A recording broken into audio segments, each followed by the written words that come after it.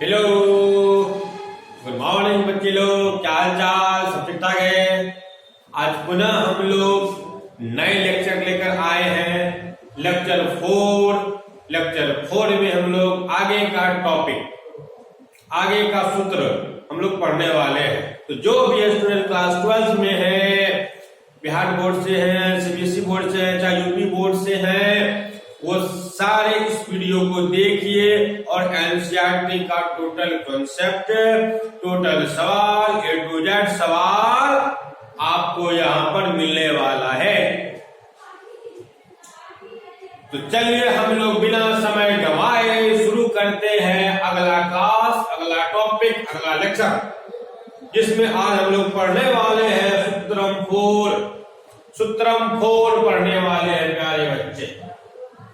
Formula 4 पढ़ने वाले हैं। ये फॉर्मूला 4 है। सूत्रम 1 2 3 हो चुका है, आप उसे देख लेंगे।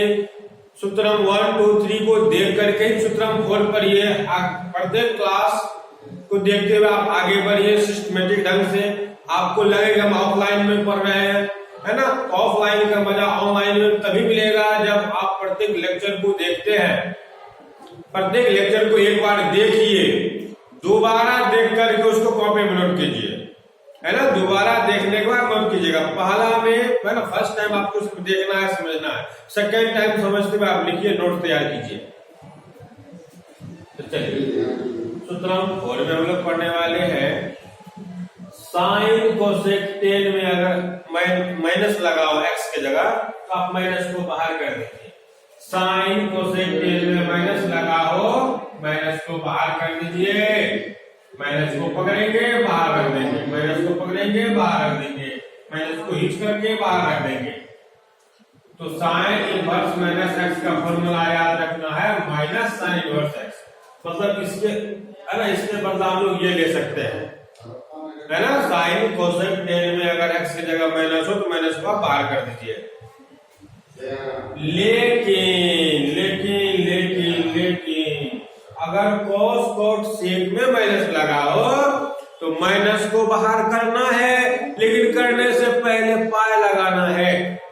माइनस को बाहर करेंगे लेकिन पाई लगाना है, तो cos cot sec में पाई लगाना है। प्यारे बच्चे, cos cot sec में पाई लगाना है। तो cos cot sec में पाई लगाना है, तो cos इनवर्स माइनस x का formula pi minus cos inverse x। cos inverse minus x का फॉर्मूला याद रखना है, pi minus cos inverse x। sec inverse minus x का फॉर्मूला याद रखना है, pi minus sec inverse x। तो cos cot sec में पाई लगाना है और sin cosec tan में पाई नहीं लगाना, ये आप याद रखेंगे, याद रखेंगे।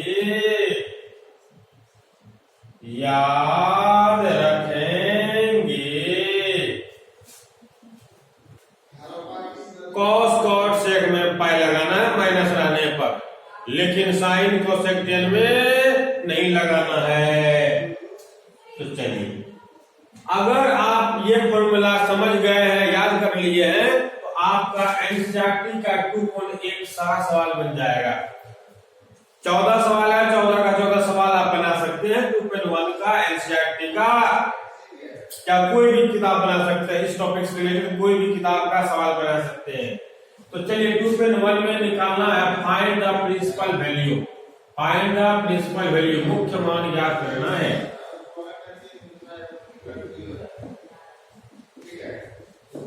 ये आपका सवाल है, ये आपका सवाल है। साइन वर्स माइनस हाफ का प्रिंसिपल वैल्यू निकालना है, मुख्य मान ज्ञात करना है, इसका वैल्यू ज्ञात करना है। साइन वर्स माइनस हाफ, तो देखिए x की जगह माइनस हाफ है, x की जगह माइनस हाफ है, तो आप माइनस को बाहर कर दीजिए, क्या बचेगा? 1/2।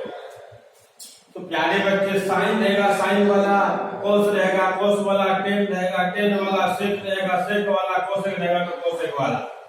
साइन में साइन का फॉर्मूला, कॉस में कॉस का फॉर्मूला, टेन में टेन का फॉर्मूला लगाना है। इसमें पाई नहीं लगाना है, खाली माइनस बाहर करना है। अब बताइए साइन कितने डिग्री का मान 1/2 होता है? साइन 30 डिग्री का मान होता है। साइन 30 डिग्री का मान होता है। अब बताइए साइन 30 को साइन π/6 लिख सकते हैं।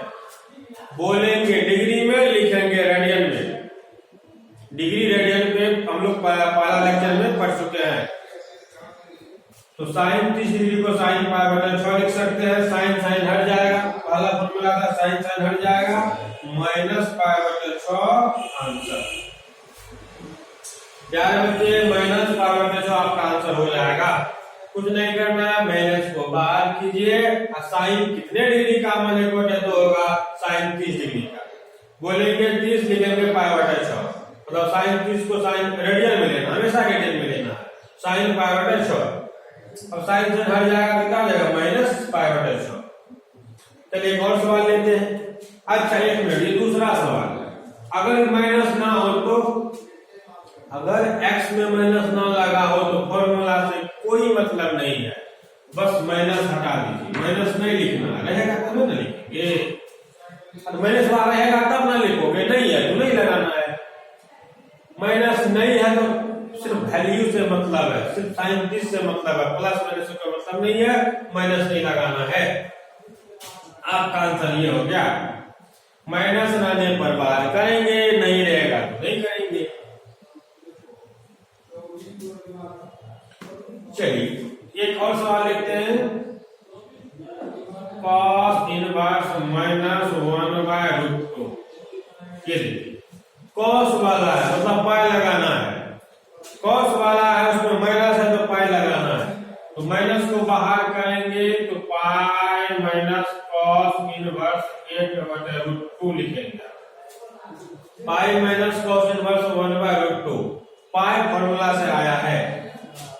इसको pi minus cos inverse, cos कितने डिग्री का मान 1/√2? 45 डिग्री का।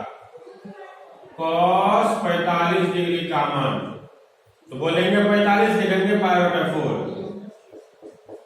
cos cos हट जाएगा, π/4, पाई माइनस π/4। एलसीएम लीजिए, मीन का जो घटा दीजिए, 4 पाई, यहाँ क्या आ जाएगा जी? 4 पाई घटा π/4, यानी कि 3 π/4। ये हुआ आपका आंसर 3 π/4।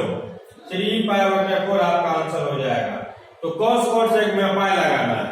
साइन में साइन का फॉर्मूला, cos में cos का फॉर्मूला, tan में tan का फॉर्मूला, sec में sec का फॉर्मूला। तो cos cos एक में पाई लगाना याद रखेंगे।